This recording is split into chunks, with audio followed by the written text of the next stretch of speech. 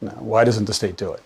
The state may not do it because it doesn't have the capacity to do it, or maybe it doesn't have the desire to do it, or it may be that it kind of has the desire and the capacity, but I might have ever motivations to ignore those issues, particularly around economic development, for example.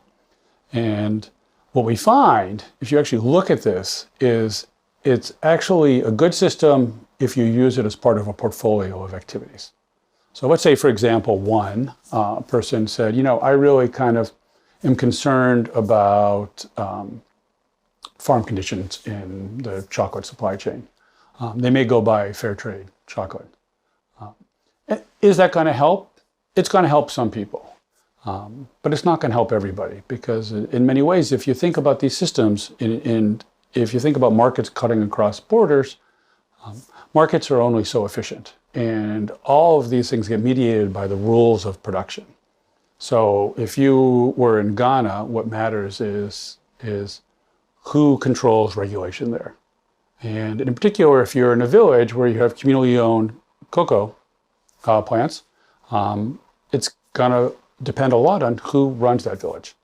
And what we found is that oftentimes folks like that don't necessarily distribute all the gains. And so you have uneven distribution of gains. And when you have uneven distribution of gains, the perception is it's not fair at all. And what also happens is, so people believe they're helping, but if you then go and look at the distribution channels, so take, for example, in the United Kingdom, where there's maybe 5 or 6 retailers, big retailers, they all sell fair trade products. It's very profitable for them because people pay more for it. And so they tend to capture more of the rents necessarily than actually the farmers do. So in a world where you want to improve it, oftentimes you have to have both political and market mechanisms to do that. Market mechanisms alone are not going to suffice.